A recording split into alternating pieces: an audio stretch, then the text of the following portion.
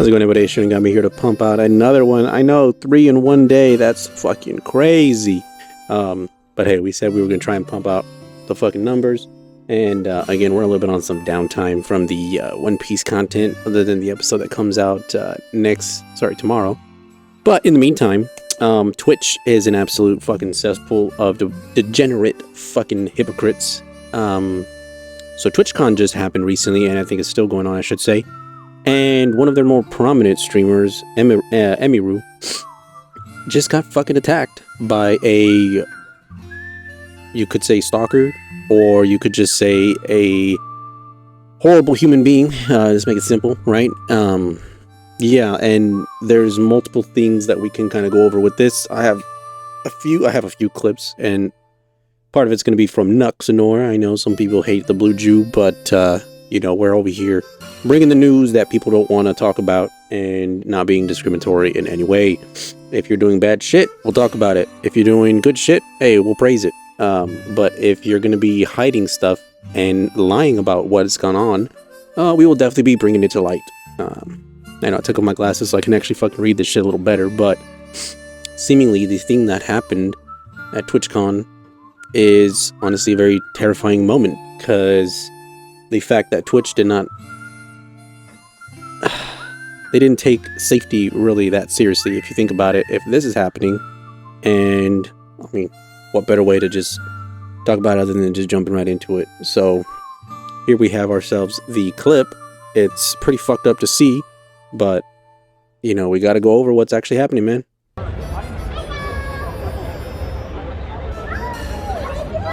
Like, bro, and the fact that he was still able to roam. Whoa. Like, let's just, like, dude, security's right there, right? And he full on grabs her, apparently licks her, and was trying to go for a kiss and all that shit, but luckily she was able to pull back fast enough for that, at least. But yeah, this is terrifying. And somebody that brought this to light earlier was Asmongold. Even though people don't like Asmongold, guess what? This was a month ago now. Asmongold urges women to avoid TwitchCon, criticizes CEO over safety concerns, and what happens, right?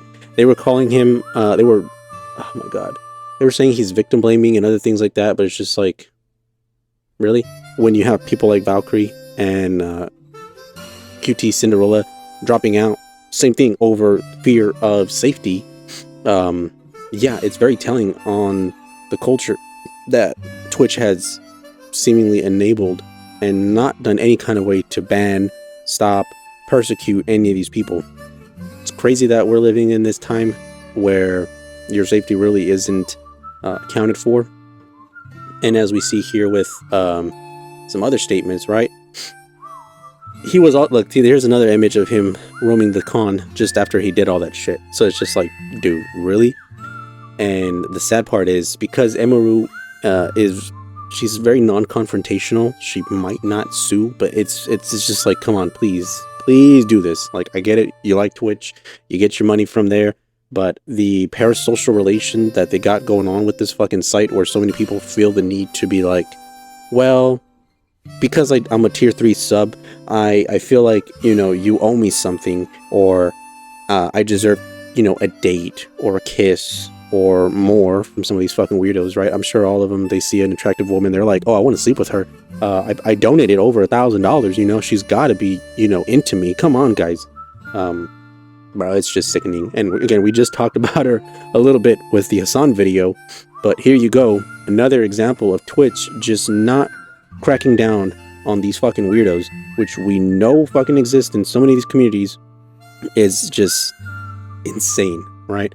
So Twitch is likely to in a huge trouble of if lawsuits are pursued, banning her favorite bodyguard, which we'll go over the video in a little bit, for doing their job, is a PR disaster to this recent assault against Emiru at TwitchCon. It adds credibility to the potential lawsuit. 1. Negligent security. California law requires reasonable care for participants. Banning her security strengthens this potential case. Number 2, breach of contract. The contract mandates a meet and greet for her show, and creators' contracts typically include security clauses. A breach could claim emotional distress or lost income. And 3, battery and assault. The attacker could have been detained and charged, yet Twitch may face vicarious liability if lax security enabled the attack. Emiru and OTK should file lawsuits against Twitch, not just for herself, but obviously for other content creators as well. It is fucking wild, right? And then again, as you know, people were stating earlier, and so will Emiru in another video that we'll show in a bit. Reminder, her bodyguard was banned 2 TwitchCons ago just because he touched a person on the shoulder and pushed him away because he got too close to her. Banned from TwitchCon? Yes, apparently someone was stalking her, and he stopped the person and held them until police could come. They banned him from attending any future TwitchCon events, and again, she loved this bodyguard because he was top tier, very professional, and kept her safe. And what do? They kick him the fuck out, right? Oh, because he's a male, right? Probably a white male, maybe. Who knows? I don't really know. Just making assumptions at that point, but dude, that is fucking insane. Yeah, that's a different thing, but dude, it is sad to see. And here we have a statement from Emiru herself. Hi everyone, I'm okay, and thank you for all the kind messages. Sorry I can't respond to all of them. Sorry to them all. Yesterday, the man who assaulted me was allowed to cross multiple barriers at TwitchCon, and even in front of another creator's meet and greet, to grab me and my face and try to kiss me. Fortunately, he wasn't able to. But a lot of people have pointed out it could have been much worse, right? And in the video, I'll show you again real quick. He looks like he could have pulled out a knife. Like, dude could have stabbed her, could have done any fucking number of things. And because of the lax nature of Twitch's security, they really put these creators in jeopardy, right? I'm obviously shaken up by what happened, and it's not the first time I've dealt with something like this. But to tell you honestly, I am more hurt and upset by how Twitch handled it, and after the fact. Like I said, I don't understand how he was allowed to make it to me in the first place. The security in the clip who reacts is my own security. It's true, my favorite and usual security guard was banned for holding a stalker's arm to bring him to police at a past TwitchCon. However, there were at least 3 to 4 other TwitchCon security staff in the area who did not react and let the guy walk away. As you can see in the clip, since they don't even appear in the frame. Lol. I'm sure that's more of a nervous laughter. It's not really like a funny haha. The woman who was walking me away is my personal manager, and behind the booth, the only 2 people who were checking on me and comforting me were her and my friend. None of the TwitchCon staff came to ask what happened or if I was okay. My friend who was present told me Twitch security were also behind the booth afterwards, joking about how they didn't even see what happened, and immediately laughing and moving on to talking about something else. So if no one was checking if I was okay, if no one was checking if I was okay or if I needed anything, and they let the guy run away initially, I have no idea what anyone hired. Yeah, I have no idea what anyone hired to keep the event safe was doing. Again, another nervous laugh. In Twitch's statement, they said that the guy was immediately caught and detained. I'm sorry, but that is a blatant lie. He was allowed to walk away from my meet and greet, and I didn't hear him. He was caught until hours after the attack. Hours after he attacked me. And it felt like this only happened because the manager my manager pressing for it, not because TwitchCon staff present thought it was a big deal.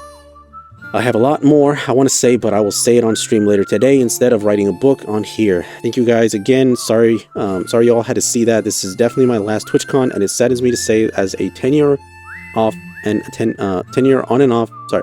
on attendee of TwitchCon, I think other creators should seriously consider not attending in the future. I did not feel cared for or protected, even bringing my own security and staff. I can't imagine how creators without those options would feel. Stay safe, y'all. Everything is gonna be okay. And it's just like, that's just fucking tragic to hear, dude. Like, so in that real quick, so we'll just kind of go over here to the end. Look at that. It looks like he could have pulled out a fucking knife. You see that shit? And it's just like, dude, this could have ended so much fucking worse. And yes, we'll make the comparison. Charlie Kirk was at a public event and got shot in the neck and died. Here you have another public event, which security is very lax, as we'll show in another clip in a moment. And they didn't do damn near all to fucking stop this from happening at any case. So as we'll see here from Nux, some more incidents of sexual assault happening at Twitch, not just to females, but also males. But, you know, you let me know. TwitchCon This is a sexual assault allegedly at TwitchCon in 2024. I am not going to be reading this because that's really not the story for today. Here is another video, also from 2024. Get a load of this. 2024, dude. This was last year. Okay. Oh. All right, let's not do any more of that. Thank you. Yeah. Like, what the fuck is going on with these freaks, dude? Like, holy shit. Over here nuzzling, trying to bite his nipple and shit. Like, dude, I'm telling you, if that was me, I would have punched the fuck out of him so quick. I know I probably would have been charged with some shit, but nah, no, ain't no fucking random stranger coming up to me trying to touch my nipples and other shit like that and nuzzling up next to it. Like, get the fuck out of here with that shit. Disgusting, obscene, and horrible. So once again, this is a pandemic. All right, I've just showed you back to back at TwitchCon 3 separate instances of sexual assault. What are you doing, guys? Literally, what are you doing? It seems to me like you don't seem to care about this so much. Now, this current instance is absolute. So this was the other one about safety. Obviously, he's not going to play the video, but what's her name? Very hilarious video that I'm not going to be playing because it's going to get me in trouble on YouTube of Adriana. Sorry, Adriana. She breaks her back, and I remember seeing this fucking clip happen I think it was last year. Yeah, I think it was last year. Can't remember exactly. But, so this giant foam pit, right, is probably about maybe this thick, maybe about that much, if we're really talking about it. You know, not very deep, but, you know, obviously as a foam pit, you'd expect it to be maybe a little deeper or whatever, what have you. And she jumped, fell in it, and she broke her back. And I know some people might be like, oh, that's so stupid. She fell in a foam pit. How did she break her back? Because the fucking thing was not deep enough, not cushioned enough to prevent something like this. Like, dude, it is insane. And as we'll see here with Emiru's fucking response from what I was telling you about the security guard. Because it gets worse and worse and worse. So this is Emiru from a previous stream right before TwitchCon. And here's what she had to say. Okay, maybe I shouldn't talk about this, whatever, who cares. I had a security guard 2 years ago where there was a guy following me around TwitchCon, and he like asked him to stop multiple times. My guard asked him, the guy wouldn't stop, so he grabbed the guy, but he didn't like hurt him. He was just holding the guy until like the con security came. And then for some reason they're like, yeah, because your security guard touched him, he's like permabanned from the venue forever. But he didn't even hit him or anything. He just like held him while they waited for like the police to come. And, what the fuck? And it was like my favorite security guard. I can't have him at TwitchCon anymore. I was just okay, like it was so sad because he did like everything. So TwitchCon banned her security card before she goes to TwitchCon. Yep. And she literally gets sexually assaulted at TwitchCon. After Twitch prevented her from bringing her security guard. You gotta annihilate these assholes in Congress, clip, which is just as fucking. So I had to cancel my meet and greet because of the stuff. But in order to, I can't cancel my meet and greet and not cancel her show because of the fact that the reason I cancel my meet and greet is I don't want to be in the same place for 2 hours. Because of people being weird. Okay. And then I'm under contract with them, so I can't cancel one and not cancel the other. Interesting. Oh. Isn't this something we heard about? Because I wanted to keep my show. Like, and then dude. Emiru says, my meet and greet because I wanted to keep my show. Surely it'll be fine. I'm sorry, Emmy. I mean, as we'll see here, the breaches in security are easy to see. Now, a lot of very perturbing clips started going viral when it comes to TwitchCon and their incredibly impeccable security, ran by people seemingly based in Egypt. Get a load of this clip. Tell me what you noticed. Thank you. Wait, right? Yeah. We'll just scan in. And so that one works. Him up front. That one doesn't. This guy's thing obviously doesn't work. It's not getting scanned. So what do? Thank you. Did it work? And then he just lets him fucking go. Hey, just let him in anyway. And you're wondering how it is so easy for some of these things to happen, right? And again, this is... we're going to skip quite a bit ahead, but this is the fucking state of Twitch, right? That allows these baby furry fucking... that's another thing that happens. Oh my god, VTubers. And here's the third horseman of the Twitch apocalypse, fetish content. Now, another issue all in all is Twitch having porn on their website, which we've all talked about for a very long time. They literally have porn on their website constantly. Their website is a funnel for OnlyFans porn, and there is no other way to describe it. I think it is truly evil for and then let's see what XQC reacted to this, right? By accident, and he was like, "Hi!" He did like a double take. It was pretty amazing. Now, XQC, he's just kind of a dude. He's not like a super political page. The tags on over here, you now. Are you getting a wild bandit skin? I saw that they were doing like a creator thing, and I didn't do it or anything because I haven't played much. But I was thinking that's like right up your alley. I'm wondering if there will be a Doryu skin in the future. Quick, everyone misbehave again. Your thing, and I didn't do it or anything. Just looking at XQC's face, bro. Look at this shit. I was thinking that's like right up your alley. I'm wondering if there will be a Doryu skin in the future. Quick, everyone misbehave. Like, what the fuck? This is on Twitch's homepage with this fucking freaky ass furry dad, and then the baby furry, which again, I don't know if you saw that earlier. What not Azan, Nuxanor was showing, but trans LGBTQIA plus as part of the tags, right? It's just like, yeah, these people are mentally deranged. If anybody's saying otherwise, you're a fucking liar, because what the fuck is going on with Twitch at this point, where you have the safety concerns that you have, lying about it on the statements that you made, as well as the type of people that you prop up in these communities. I didn't show it earlier, but something else is that Twitch's safety staff is located over there in Egypt, which, if you didn't know, they basically condone fucking rape over there. You should see the amount of women that get raped over there, and nothing is done, right? And so those are the people that are in charge of safety and banning and other things like that on Twitch. And also, they're more than okay with you criticizing, or I guess you could say harassing Jews and white people. But when it comes to anybody who is, you know, that looks like Hassan or Middle Eastern and such, that anybody that's not white or Jew, yeah, they'll come after you. Sorry, if you're Jewish and white, they'll come after you. If you're not, they don't give a fuck, right? Because these are the type of people they're propping up, dude. Like, what are we doing? What are we doing in this fucking world? It's just sad to see, but horrible attack happened to Emiru, and I hope Twitch fucking gets shut down, right? Owned by Amazon, might I add, and yet, dude, it's just a fucking cesspool of debauchery. But yeah, that's the update for right now. Let me know down in the comments below what you think. Was this efficient enough, suffice enough for the reaction, or do you think Twitch really is just gone downhill significantly since, I would say, about like what, 10 years now?